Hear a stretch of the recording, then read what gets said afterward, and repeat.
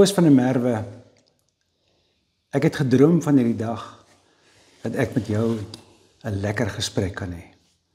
Jy het 'n baie spesiale indruk in my lewe gemaak en baie spesifiek 'n liedjie of twee van jou wat basies my lewe verander het. En daarom wil ek vir jou sê baie welkom en dit is lekker om in jou huis te wees en dankie vir jou gasvryheid.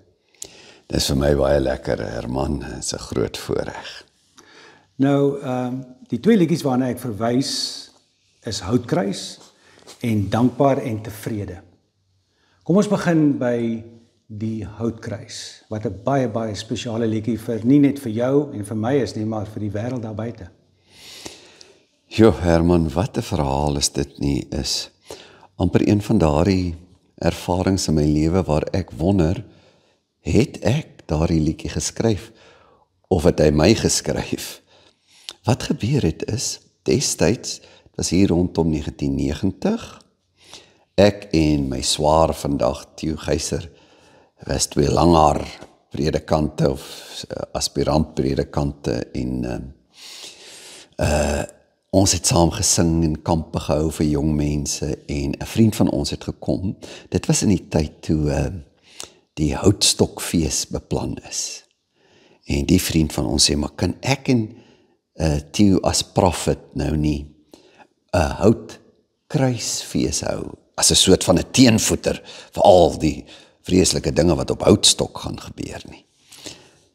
En miskien sal jy onthou, tot in daardie jare het ons altyd gepraat van die kruishout. Dit was die woord wat gebruik is. Hy het amper al 'n soort van 'n religieuse ondertoon gehad. En toe my vriend sê hy hou 'n houtkruisfees. Dit was, want ek is 'n digter en woorde het vir my ongelooflike betekenis, buiten selfs hulle letterlike betekenis, selfs net hoe 'n woord klink. En die omdraai van kruishout na houtkruis, die aardsheid daarvan, het my wese laat verkrummel. En die vreemde ding wat toe gebeur, is dat vir dae loop ek met 'n deentjie in my kop van 'n liedjie wat ek as kind gehoor het. Skielik, vanaf die hoor van die woord houtkruis, kom die deentjie in my kop. Ek weet nie hoekom nie. Dit is 'n liedjie wat ek nie eens toe geweet het wie dit sing nie. Ek onthou maar net dit uit my kinderdae uit. I've got a brand new pair of roller skates, you've got a brand new key. Jo. En ek weet nie hoekom draai die deentjie in my kop nie. Het is moeilik om dit nou so op 'n video musikaal te verduidelik, maar ergens is daar net 'n oorgang van een noot na 'n ander. En dit het in my onderbewussyn iets gedoen. En een nag, toe in my drome, hoor ek die woorde, o, daar was 'n houtkruis, met net daai een noot se verandering. En 'n hele lied ontvou in my drome. Ja, Koos. Ek staan op, ek was jonk getroud, ek skryf die woorde neer en ek sê vir my vrou, Barbara, ek hoor 'n lied in die hemel. Ek het baie met jong mense destyds gewerk en ek het musikante gehad wat saam met my was en ek bel die drummer. Ek sê, kom. Ek het in die nag 'n lied gehoor. En toe Willem kom en hy slaan sy dromme op en ek vat my gitaar en ons begin sing. Sekerlik vir ten minste 'n uur. Kon ons nie ophou nie. Daardie woorde en wysie wat ek in die nag gedroom het, het van ons besit geneem, asof ons op 'n ander plek was. Ek en hy het albei net vir mekaar gekyk en gewonder, wat het vanoggend hier met ons gebeur? In ongeloof. Ja, dit. Ek het later bietjie nog saam met 'n vriend van my, Riek Mouser, gesit en nuwe verfynde lirieke saam met hom bietjie bedink. Maar die essensie van die lied in die nag is net bloot dit. Ek het dit nie geskryf nie. Ek het dit gehoor. Nou, die wonder van die storie, ek wil nie 'n verskriklike lang verhaal vertel nie, maar dit is tog om om die onverklaarbare misterie hiervan te verstaan, baie jare later is ek toe hier in George. Prophet sing nie eers meer nie. En hier is 'n baie bekende Amerikaanse musikant in die land. Hy's 'n vriend van iemand in ons gemeente. Hy wil graag trou. Hy's geskei jare terug en hy en sy verloofde wil graag trou in Suid-Afrika. Sy naam is Mark Olsen. En hy was een van die hoofsangers van The Jayhawks. Baie bekende Amerikaanse groep. Ek trou hom toe en die aand na die tyd eet ons net ietsie saam en die gemeentelid van my vriend van my sê vir Mark, ja, dat ek het nou die liedjie Houtkruis geskryf en dit is so bekende lied in Suid-Afrika en die Mark vra toe vir my uit en vertel my en ek vertel toe vir hom, Herman, net wat ek nou vir jou vertel het, hoe ek 'n droom in die nag en hoe hierdie deentjie in my kop kom, I've got a brand new pair of roller skates, ek vertel vir hom van houtstok, as eintlik 'n herdenking van Woodstock. Correct. En hoe die woordjie Houtkruis my so, alles wat ek nou hier gesê het. Hy sê vir my, Koos, wil jy vir my sê, jy weet nie waar kom die liedjie Brand New Key, I've got a pair of a brand new roller skates vandaan nie. Hy sê die persoon wat dit sing is Melanie Safka. Weet jy waar het sy bekend geraak? Met die eerste Woodstock Festival. Nee. Het daar vir die aand wat daar 'n elektriese orkes moes gespeel het, weer opgekom en hulle wil toe kanselleer toe. En Melanie Safka sê, dis in die begin van Woodstock, maar ek sal sing. Daar word sy bekend, toe sy van daardie verhoog afklim. En haar eerste album skryf sy Brand New Key en dit word 'n wêreldwye treffer. En so hoor 'n seentjie in Suid-Afrika in die 60er of vroeë 70's, daardie liedjie. Dit steek vas in sy gedagtes. En die eerste keer toe ek hoor, Koos, sal julle om die Woodstock, houtstok, invloed, daarom net 'n bietjie teenwig te gee, 'n houtkruisfees hou. Op daardie sekond begin 'n deentjie in my kop, wat kom van Woodstock af. Hoe verklaar 'n mens so iets? Ek kan nie. Ek dink dis nie verklaarbaar nie, maar tog weet ons waar dit vandaan kom. Ek en jy weet en ek seker van ons luisteraars daar buite en kykers weet verseker ook. Natuurlik, Dit ja. was so bedoel. Nee, menslik gesproke sê ons kan dit nie verklaar nie, maar as geloofsmense. En ek onthou toe ons dit opneem in die ateljee, was destyds 'n baie bekende drummer, Kevin Kruger. Hy was 'n Jood, maar 'n ateïs, maar 'n baie goeie drummer. En natuurlik skryf die mense wat nou die album beplan vir hom wat hy nou moet speel en hy is in sy drumkamertjie en hy speel en toe hy die laaste drumhoue moet slaan, toe kan hy nie stop nie. En hy hou aan met die ongelooflikste drum solo. Maar toe hierdie ateïs daaruit wat ons nou gewoonlik daar in die ateljee noem, the drum booth, kom, toe sy doodsbleek. Dadelik baie jammer, sorry guys, that was totally uncalled for, so unprofessional, I'll do the session again. Ek sê vir hom, Kevin, nee, jy weet nie wat hier gebeur het nie, ons los dit net so. En op die einde van daardie oorspronklike opname sal jy hierdie drumsolo hoor, wat jou hare laat regop staan. En jeuggroepe het in die afgelope dekades al honderde optredes gedoen oor Paastyd met hierdie liedjie Houtkruis en as daardie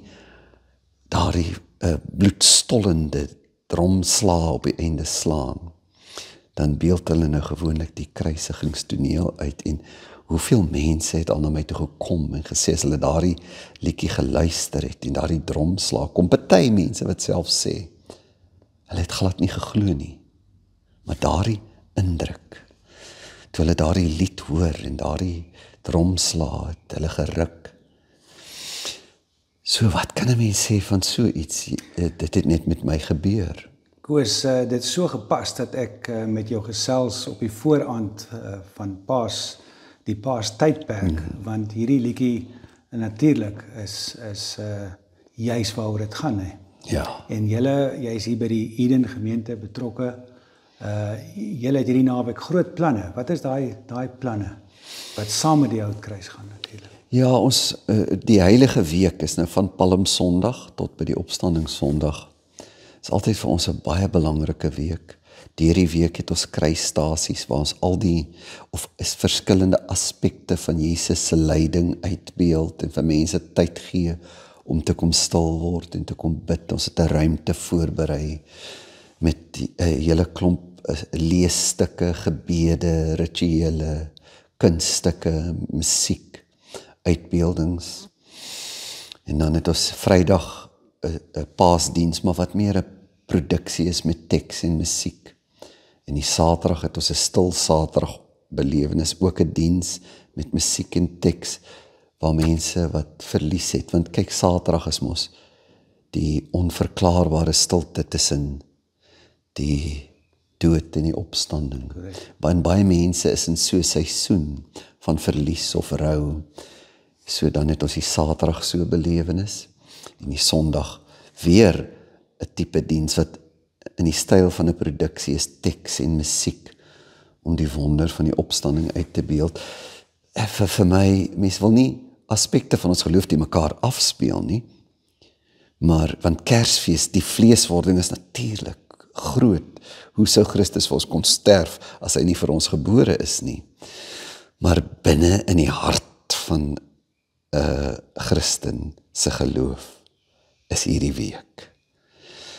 En terwyl ek daaraan skryf en voorberei, selfs laas nag, die hele nag, raak ek so bewus van die wonder van die Houtkruis en sal ek ooit vergeet as 'n jong man wat nooit eers geweet het wat met hom gebeur toe hy daardie lied in sy drome hoor. Wat 'n impak dit sal hê nie en ook op my persoonlik nie. Ek wil amper vir jou sê dat as Koos as 'n jong man die Houtkruis geskryf het en jy toe die aarde verlaat, dan het jy gedoen wat jy moes doen. Voel ek, dit was amper genoeg. Ja, Herman, ek dink nie jy is verkeerd nie. Ons is in hierdie wêreld om een groot boodskap te los en dit is die boodskap van ons Heer se genade. Koos, dan is daar ook 'n tweede liedjie, maar ons gaan 'n klein bietjie later daaroor gesels.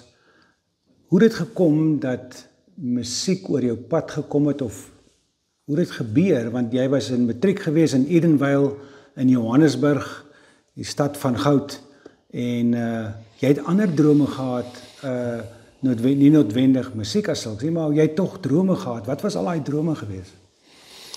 Herman, ja, ek sal vir jou so sê, musiek was altyd deel van my drome. Eers was dit toe ek jonk was, as ek iemand hoor klavier speel, dan kry ek hartseer. En as ek opera musiek hoor, klassieke sang, dan voel dit, ek wil dit ook doen. Maar my jong gemoed, soos ons almal sin maar, het in 1000 rigtings geswerf. Wil ek 'n dokter word? Wil ek 'n advokaat word? Ek was baie lief vir drama. Wil ek drama gaan studeer? Musiek was altyd daar, maar ons is nie baie wel af nie. 8 kinders. Daar was nie regtig die geleentheid om klavier te neem nie en die droom het gaan lê. Maar onder dit alles was daar 'n wete, dat as ek enige een van hierdie drome my hooffokus van my lewe maak, sal dit 'n massiewe fout wees. Die wete, selfs terwyl ek as kind nie dikwels in 'n kerk was nie, en dit is 'n verhaal op sy eie, dierbare ouers gehad, maar my pa het sy plaas verloor en dit was vir hom 'n geloofskrisis en vir 'n seisoen in ons lewe was ons eintlik nie kerkmense nie. En tog die wete, hoekom voel ek hier onder in my diepste wese? Ek moet 'n prediker word. Al is hier al hierdie ander drome wat ek so graag wil doen en in presteer, net 'n soort van byna onheilspellende wete. As jy dit doen, gaan jy 'n fout maak. Herman, natuurlik, musiek was altyd daar. Ek wou verskriklik graag As ek iemand hoor klavier speel, dan voel ek, dis waarvoor ek gebore is. Ek wil 'n klassieke pianis word. Maar ons was nie wel af nie, ons was 8 kinders. Daar was nie 'n kans om dit te ontwikkel nie. As ek iemand hoor opera sing, dan het ek baie keer in ons motorhuis gaan staan en dit probeer nadoen as kind. En die trane het oor my wange geloop, ek was maar 'n bietjie 'n dramatiese mens. As ek toneelspel sien, ek het vandat ek kan onthou 9, 10 jaar oud, in elke drama en elke blyspel deelgeneem wat daar was. Ek was 'n leser, ek het boeke verslind, fiksie. Ek was 10 jaar oud toe lees ek Chris Barnard se werk en ek het gedink, hoe trek hierdie wêreld my? Maar onder dit alles was byna 'n onheilspellende wete. Al hierdie drome, selfs van 'n regsberoep, want ek het gehou van redenaarskompetisies. Miskien medies. En tog onder dit als 'n wete, byna onheilspellend. Jy moenie hierdie goed jou hoofdroom maak nie. Jy moet 'n prediker word. En ons was nie eintlik eers kerkmense nie, want my pa en ouers was dierbaar, hulle was gelowiges. Toe verloor my pa sy plaas, hy verhard sy hart en eintlik so deur my laerskooljare tot die vroeghoërskool, middelhoërskool was ons nie kerkmense nie, maar ek het net 'n wete gehad. Ek moet 'n prediker word. Na hoërskool is ek weermag toe en in die weermag het ek 'n diep verdieping met die Here ervaar. Op 14-jarige ouderdom het ek eintlik al my lewe aan die Here oorgegee. Wat 'n verhaal was dit nie. Een nag het ek net die Bybel gelees en skielik tot die oortuiging gekom. Na die weermag toe vra my ma, want my ouers is intussen toe geskei, nou Boetie, wat wil jy nou word? Ek sê, mami, ek weet net ek moet 'n prediker word. Sy speel 12 duiwels advokaat, sê, maar jy presteer so, kan jy nie, wil jy nie 'n advokaat word nie, wil jy nie 'n akteur word nie, of sy noem al die goed wat sy nou weet ek. En ek sê, ek weet maar, ek wil graag daai goed word, maar ek weet net ek moet preek. Ek weet nie hoekom nie. Sy sê, kom sit hier. Nou gaan ek vir jou vertel wat met jou geboorte gebeur het. Toe ek met jou swanger was, toe was daar komplikasies. Die dokters het gesê, ons moet die swangerskap beëindig, want die kind ontwikkel nie. En ek het gegaan, laat iemand vir my bid. En die persoon wat vir my gebid het, het onder inspirasie gesê, nadat hy gebid het, Here, ek bid vir die moedertjie, die swanger vroukie. Hy het sy gebed gestop en gesê, ek voel die Here sê, hy sal vir jou die kind teruggee. Maar die kind moet vir hom werk. Hy mag nie iets anders wees as 'n prediker nie. En sy sê, ek wou dit nooit vir jou sê nie, jy moes dit self besluit. Sy het nooit in my lewe eers dit gesuggereer. Was dit die eerste woorde wat jy daarvan hoor? Eerste woorde wat ek daarvan gehoor is toe ek klaar besluit het. Ek gaan inskryf vir teologiese studies. En snaaks genoeg, as jy die Here se plan volg, dan verloor jy nie die ander goed van jou lewe nie. Hulle kom net in die regte plek, en C.S. Lewis sê dit so, as jy die eerste dinge eerste sit, sal die tweede dinge, as hulle op die tweede plek is, dit wees wat dit kan en moet wees. Maar as jy tweede dinge eerste dinge maak, dan verloor jy eerste en tweede dinge. En eintlik vandat ek besluit het om teologiese studies te doen, toe tel ek my gitaar op. Toe begin ek musiek maak. Toe val die dinge in plek. En toe begin ek skryf. En so het alles gebeur wat in my hart geleef het, maar op die regte plek. So, wat 'n mooi verhaal, Koos, en die feit dat jou ma het as 'n geheim gehou het en dit nie in 'n rigting gedryf het nie, maar dit toegelaat het dat die natuur oorneem en dat meer as die natuur oorneem, die heelal oorneem. Ja, dit was 'n wyse ding van. Nee? Want baie ma's en so sal so 'n droom dan afforceer op 'n kind. En my ma het nooit 'n woord daarvan laat val teenoor enige van ons kinders nie. Sy het dit ook net vir my vertel en vir niemand anders nie. So, Koos, Eden het gekom in 'n tyd in jou lewe, en 'n baie spesiale verhaal ook, want ek dink Koos het net spesiale verhale. Wat 'n impak gehad het, tog 'n diep innerlike studie in jou plaasvind het saam met jou en jou vrou Barbara. Hoe het dit gebeur dat jy uit Johannesburg in George beland het? Ja, Herman, ek hou so van die woorde wat jy gebruik, 'n innerlike studie, om jou eie binnewêreld te bestudeer en te vra, wat gaan daar aan, wat moet ek besluit, hoekom gaan ek dit besluit? Ons is in 'n wonderlike gemeente in Johannesburg, waarmee baie ander gemeentes geassosieer het. As ons seminare aangebied het, dan het hulle byvoorbeeld gekom en dit was 'n welafgemeente wat sulke dinge kon fasiliteer.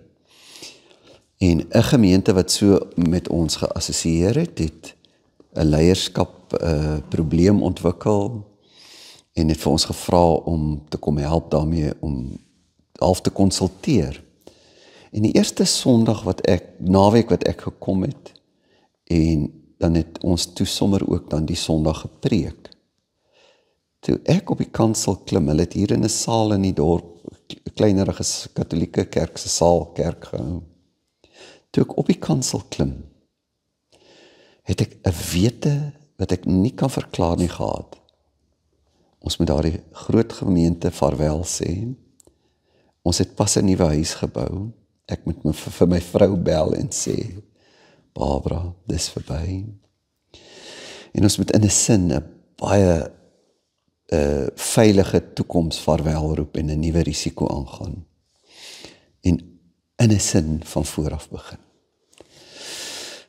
En dit was natuurlik iets baie moeilik om vir my vrou te sê. En ek het vir haar gevra, ek het haar vertrou om te sê, as sy self hieroor bid, so moeilik as wat dit vir ons albei sal wees. Sy was nie op baie kansel saam met my nie. Ek kan nie verwag sy met dieselfde diep, byna bonatuurlike, ingrypende wete hê nie. Sy sal 'n ander pad moet loop. En hoe dankbaar is ek dat sy die bereidheid gehad het en sê, ja, kom, ons bid hieroor. En ek onthou die spesifieke plek hier naby, waar ons eendag gestop het en sy in trane vir my gesê, Koos, dit is baie moeilik vir my as vrou om my sekuriteite prys te gee. As kinders is op my kind het pas hoërskool toe gegaan, die ander enetjie moet nou verander. En as met 'n huis wat ons nou net gebou het, laat gaan. Maar ek weet dis die Here. Hoe dankbaar is ek vir so 'n vrou wat bereid was om saam met my so 'n waagstuk aan te gaan. En wat in die afgelope jare gebeur het, die gemeente wat tot stand gekom het, en natuurlik, hoe kan, as ek na my eie onvermoë kyk, dan kan ek nie verstaan hoe die Here so iets kon regkry nie, behalwe as dit hy was en nie ek nie. Maar ja, 'n wonderlike groot gemeente het tot stand gekom. Agter elke man is daar 'n baie spesiale vrou, en dit klink vir my dat Barbara daardie spesiale vrou in jou lewe daardie tyd was en steeds is. Ja, moet ek sê, ek is getroud met 'n vrou wat diepsinnig is, ernstig oor die lewe, baie lief vir die mooi van die lewe, en wat vir baie jare eintlik saam met my voltyds in 'n gemeente werk. Mense is baie bevoorreg as jy so iemand saam met jou het. Koos, en toe kom daai verskriklike agtelike C-woord, en dis nie kanker noodwendig wat ek van praat, ek praat van COVID, die ander groot C wat in ons lewens gebeur het, en daar gebeur iets toe baie spesiaal met jou, behalwe die feit dat jy ernstig siek was.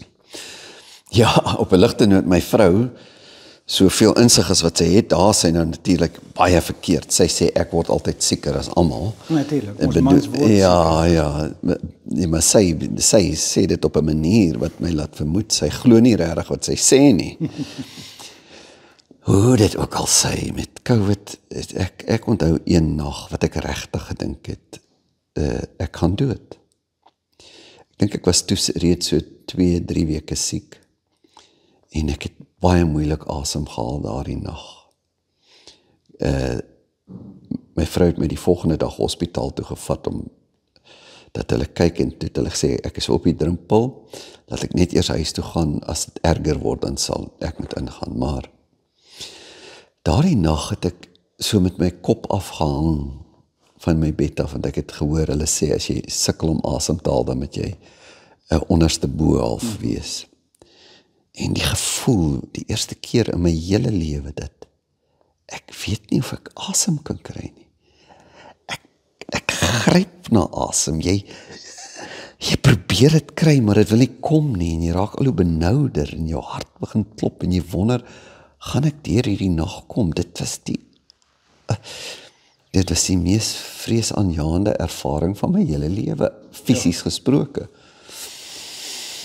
Na 'n paar weke was ek gesond, en ek het stadig, maar dit was nog tydens die inperking, stadig maar seker 'n bietjie begin stap, en so, en toe ons nou weer mag uitgaan, wat 'n tyd was dit nie, nee?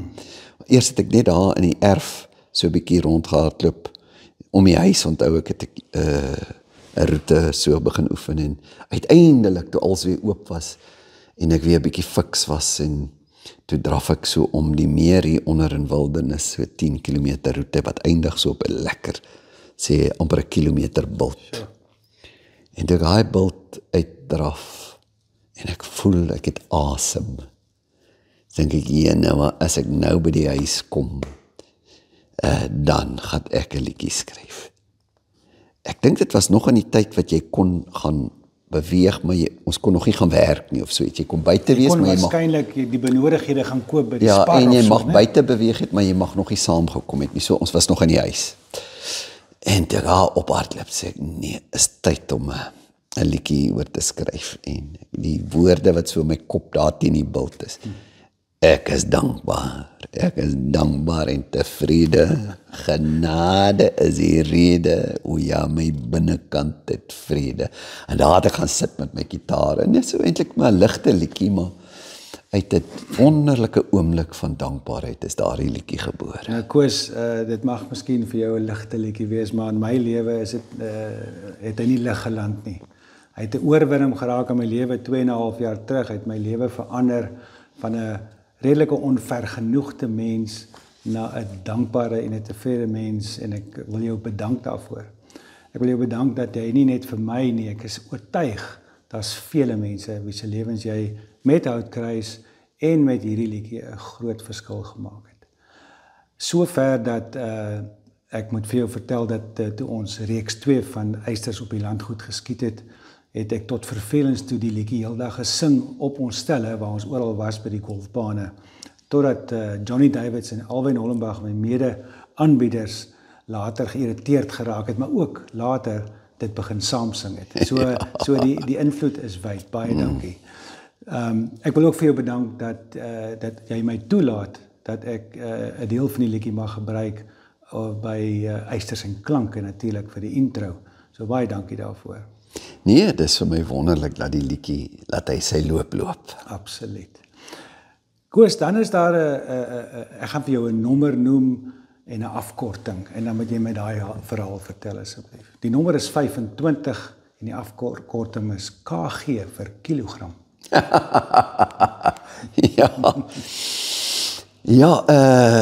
Herman, as ek nou moet sê, vroeër jare was ek altyd redelik fiks, en ek het 'n paar keer die Kamerads marathon gehardloop, maar altyd daarom ook effens oorgewig.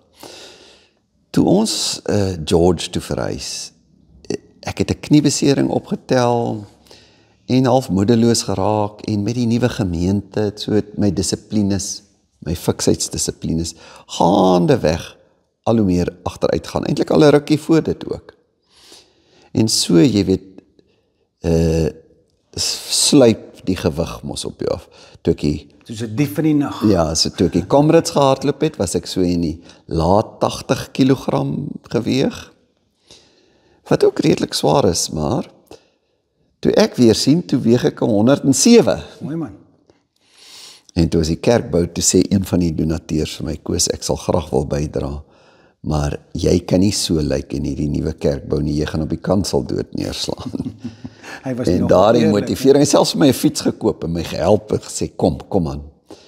En toe het ek net, nee, ek moet weer terug na my ou fiksheid toe gaan. Ek het, vir baie jare het ek nou hierdie banting gedoen, en toe het ek later so die afgelope 2 jaar besluit nie dat ek die vas ding doen, wat hulle sê, hierdie onderbroke vas.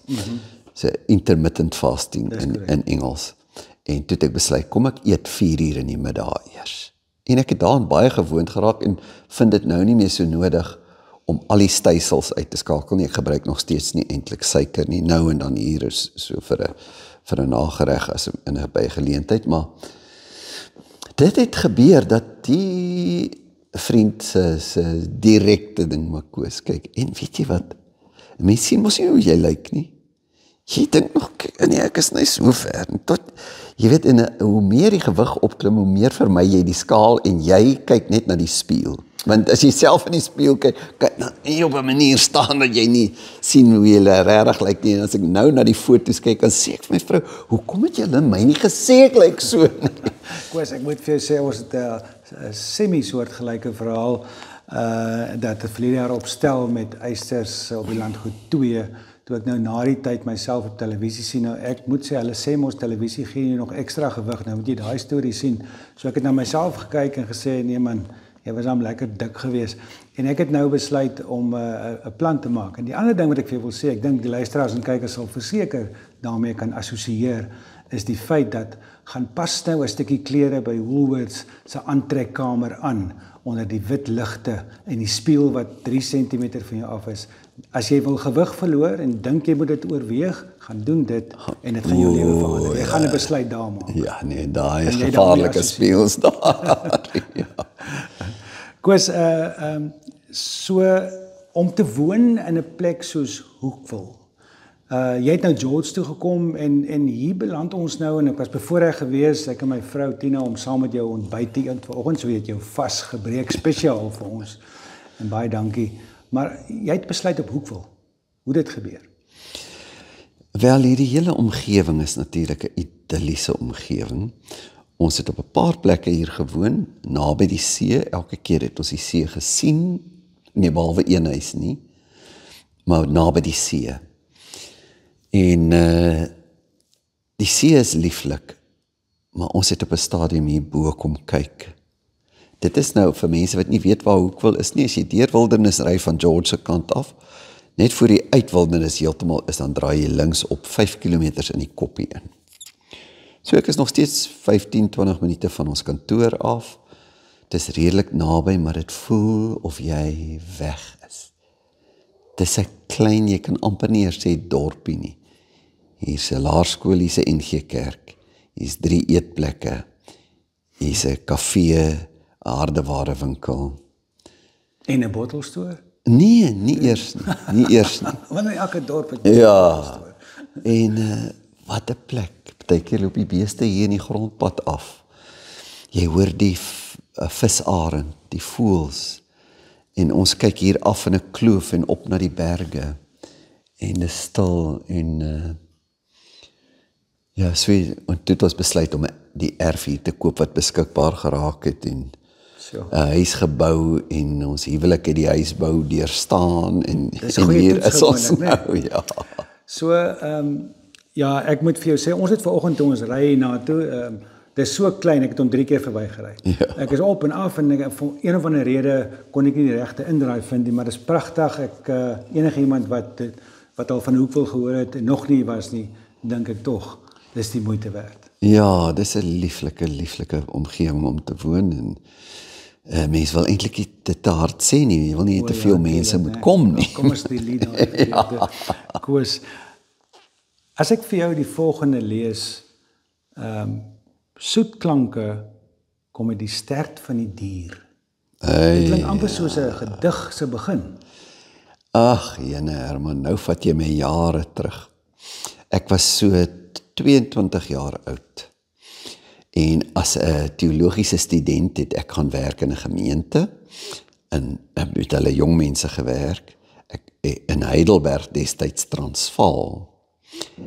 Een van die ouderlinge van die gemeente stop op 'n Saterdagoggend by die huis waar ek geloseer het, by 'n ou oom en tannie. En hy sê vir my, kom, hy's 'n Hollander, sy naam was Joost. En hy sê vir my, Koos, hy ry toe 'n Jaguar. En ons staan by die Jaguar, hy sê vir my, Koos, ek het vir jou raaisel. Soet klanke kom uit die stert van die dier. En ek weet nie waarvan hy praat nie. En hy maak die kattebak van die Jaguar oop. Dis nou die dier. En daar binne lê 'n 12-snaar gitaar. Sure. En hy sê vir my, Koos, vanoggend in my stilte tyd, toe voel ek gebruik nie die gitaar nie. Ek het hom gekoop want ek wil leer gitaar speel, maar ek doen dit nie. Ek wil dit vir jou gee, want ek het net 'n oortuiging, 'n groot deel van die dinge wat jy vir die Here moet doen, gaan met 'n gitaar te doen nie. En daai tyd het ek net begin om myself te leer gitaar speel. En so klompie jare gelede nou, nadat ek vir jare my gitaar eintlik net gebruik het om liedjies te skryf, maar nie meer daarmee op te tree nie. Toe onthou ek ook wat daar gebeur het. Dit is 'n skande. Ek moet met my gitaar optree. En deesdae sing ek nooit meer baie selde met 'n pianis of iemand wat saam met my toer. En het ek my vertonings heeltemal akoesties gemaak. En vir 'n paar jaar nou het ek nog nie een keer met 'n wat ons noem backtracks gesing nie.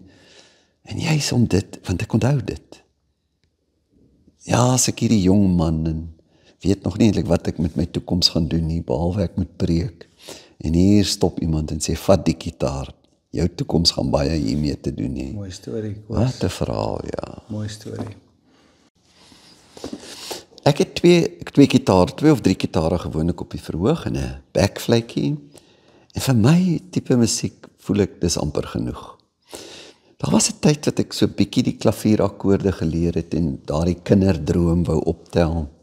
Maar juis hierdie ervaring waarvan jy nou, waarna jy vir die soetklanke uit die stert van die dier het, my laat voel, maar hoorie, dit sal mos nou 'n dwaase ding wees, om nou 'n kinderdroom te wil optel, terwyl jou pad eintlik so geloop het met die gitaar. En ek is nou nie 'n wonderlike gitaarspeler nie, maar ek kan genoeg doen om vir 90 minute op 'n verhoog te staan en my hart met mense te deel. En dit gee vir my 'n wonderlike gevoel van genoegdoening en dankbaarheid, want ek leef as ek dit doen. Behalwe om 'n prediker te wees by Eden gemeente, tree jy nog selfs op, Koos, en jy was so onlangs soos verlede week, was jy by die KAK&K gewees met 'n produksie. Ja, ek was nou by die KAK&K, net voor dit was ek daar op die waterkunstefees op die boot, en gaan nou binnekort dan oor 'n week of wat na Clarence se kunstefees toe, en dan is dit die Bloemfontein se kunstefees en so, en dan is dit weer die woordfees. Dit is vir my net ek onderskei eintlik nie tussen prediker wees en kunstenaar wees of digter wees nie. 'n Mens is mos net een mens, en net op verskeie plekke, in jou eie gesin, in jou gemeente, in jou vriendekring, moet jy dit wat jy moet wees vir mense wees, en een deel van my wese is, ek moet sing en dig, en as ek so bevoorreg is dat daar mense is wat daarna wil luister, dan is dit vir my 'n groot ervaring. Wonderlik. As jy moet terugdink aan ander kunstenaars wat potensiële invloed in jou lewe gehad het? Natuurlik, Leonard Cohen, wie se werk ek vertaal het, en Bob Dylan. En in Afrikaans, dat is so, ek dink nou aan Herman van den Berg, is 'n wonderlike kunstenaar. Wat tragies is dat so min mense van hom weet. Maar die een naam wat vir my uitstaan, die eerste keer toe ek sy musiek hoor, ek onthou die spesifieke plek waar ek was, ek praat nou van Afrikaanse kunstenaars, is vir my die onvergelykbare Gert Vlok-Nel. Sure.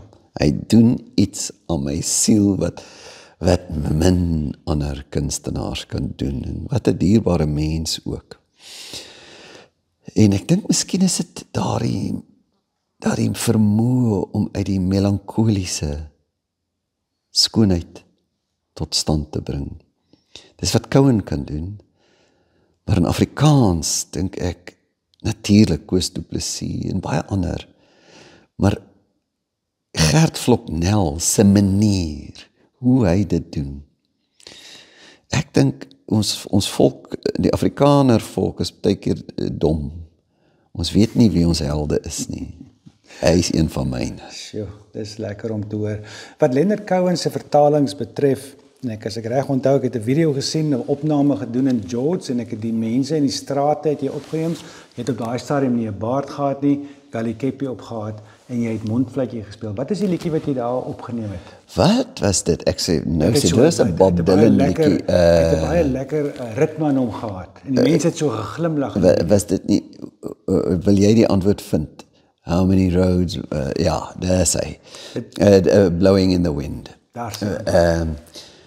En ja, die Bob Dylan album was my ook 'n groot ervaring. Al twee daardie albums. Leonard Cohen in Afrikaans en Bob Dylan in Afrikaans. Ek het nooit beplan om goed te vertaal nie, want ek skryf eintlik self.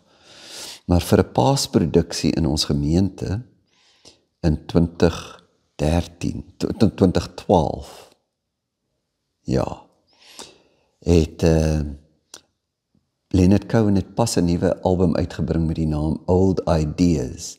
En op die album was 'n lied, Show Me the Place Where the Word Became a Man, Show Me the Place Where the Suffering Began, wat vir my uit en uit 'n paaslied is, en dit het ek vertaal vir ons paasproduksie. Sure. En toe ek dit doen, toe voel ek net, ja, ek wil nog sulke goed doen. Net vir myself, die woorde gryp my aan. Toe vat ek Famous Blue Raincoat, It's 4 in the morning, the end of December. Kan 'n mens dit in Afrikaans sê? En na weke so getorring met die woorde, kry dit hier in my agterkop, kry 'n gedagte van my besit, neem dit van my besit, maar jy kan mos dit goed opneem.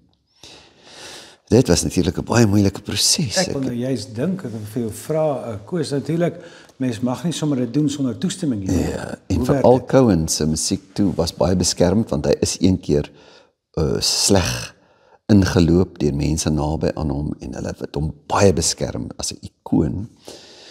Ek is aanbeveel om 'n agent wat uit Londen kom te kontak, en hy werk met baie groot kunstenaars oor die hele wêreld. En hy het toe vir my gesê, Koos, dit is baie moeilik. Cohen se musiek, om die regte te kry om dit te vertaal en dan op te neem, gaan bitter moeilik wees. En na maande het hy my half laat weet, hy het sy bes probeer. En een aand kuier vriende by ons, en na 'n glas wyn of 2, voel ek hierdie hartseer, want die vriend vra toe vir my, maar wat het nou van die Cohen ding geword?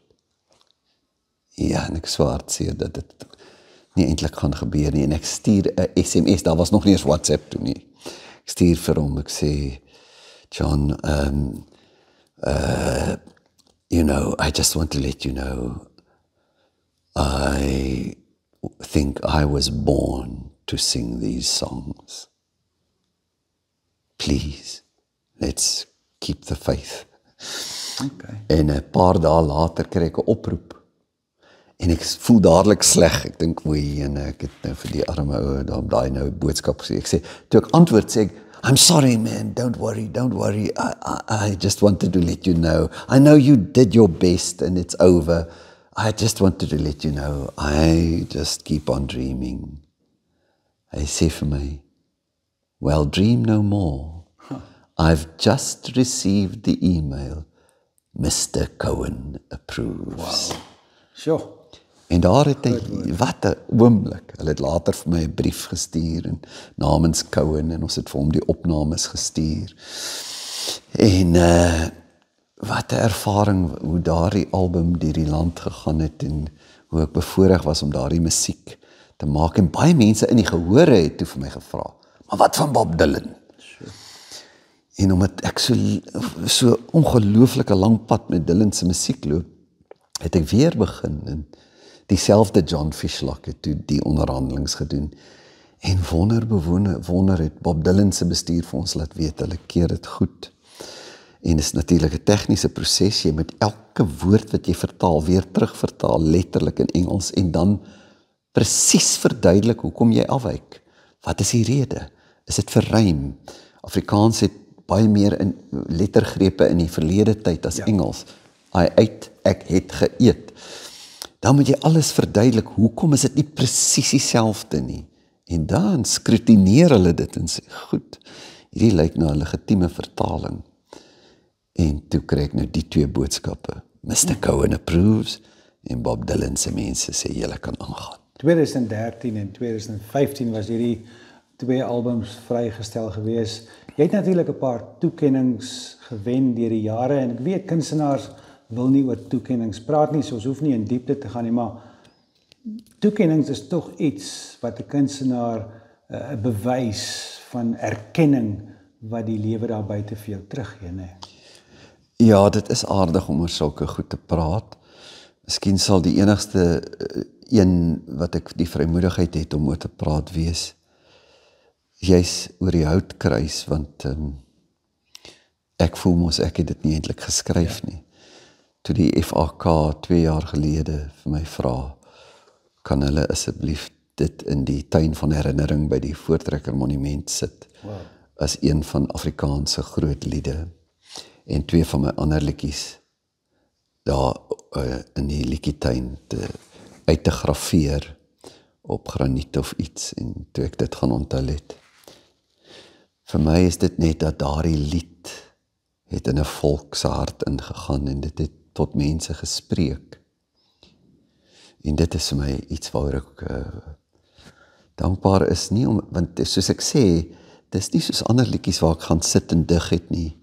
Ek het net neergeskryf wat in my drome gebeur het. Dis baie spesiaal. Koos, ons kan vir ewig nog gesels. Ek is regtig bevoorreg.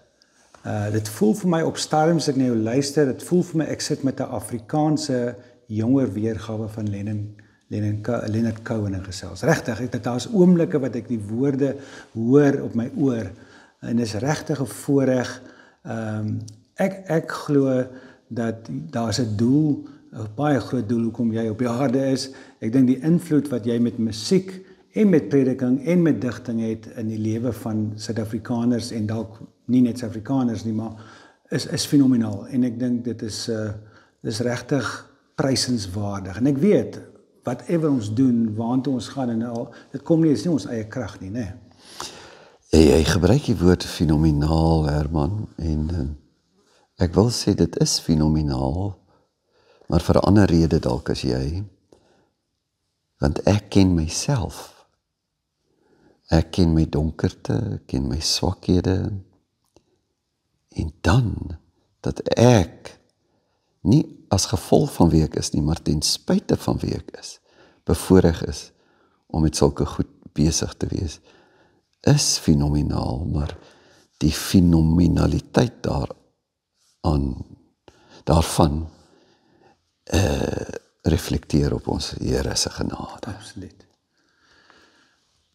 Om af te sluit, Koos, ek wil vir jou vra as jy sou bereid wees, want ek het nou, alhoewel ek het honderde kere gedoen het, ek het nou die dag toe ek 'n baie moeilike afspraak gehad en amper laat sou wees, het ek begin bekommerd raak en spanningsvol geraak en ek het die liedjie dankbaar en tevrede in die kar 10 keer oorgespeel totdat ek betyds was by die plek. maar dis werklik so. Maar ek wil vir jou vra, sou jy bereid wees om jou gitaar te gaan haal en net vir my daai eerste 2 lyntjies speel van dankbaar en tevrede. As jy my sal toelaat, wil ek langs jou sit en probeer die woorde onthou en dit saam met jou sing. Is jy bereid om dit te doen? Ja, maar ek sal sommer my iPad gaan haal, dan is die woorde daar voor ons, en dan ja, dit sal lekker is. Ek sal dit graag saam met jou wil doen. Baie dankie vir jou tyd, Koos. Dankie vir jou openhartigheid, dat jy jou hart bereid is om te dop. Want ek dink dit is belangrik om op so 'n manier ook terug te gee in die samelewing. Dit was my voorreg, Herman. Ek hoop dit kan vir iemand iets beteken. Ek wil graag nog iets noem, die woord eyster. As ek vir jou die woord eyster noem, watse gewaarwording kom by jou op? Ek wil nie dweep nie, Herman, maar ek is so besig in hierdie heilige week, Paastyd. Skryf ek soveel tekste nou vir ons gemeente. En net laas nag het ek 1 teks afgehandel. En ek het gedink, aan hoe hard die hemel vir Jesus moes voel, toe hy uitroep, my God, waarom het U my verlaat? Dit was vir hom soos 'n ysterkoepel, net so hard soos die yster wat deur sy hande geslaan is.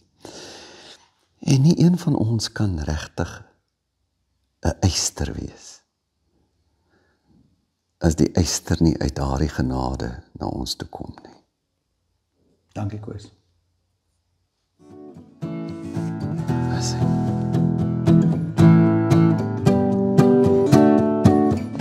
Ja, ek is dankbaar, ek is dankbaar en tevrede. Genade is die rede, o ja, my binnekant het vrede. Ja, ek is dankbaar en tevrede.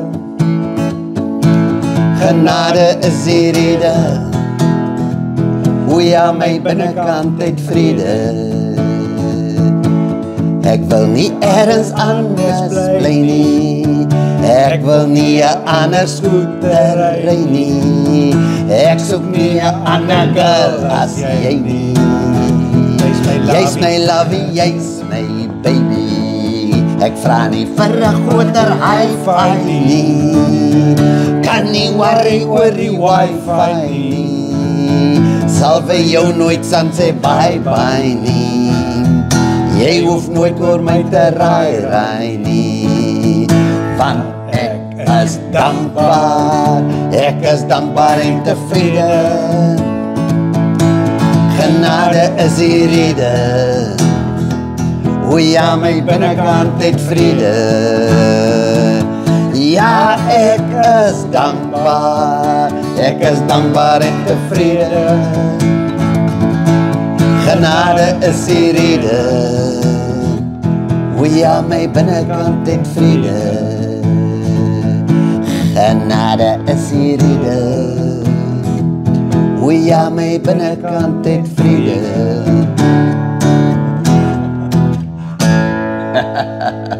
Dankie Koos, dit was heerlik.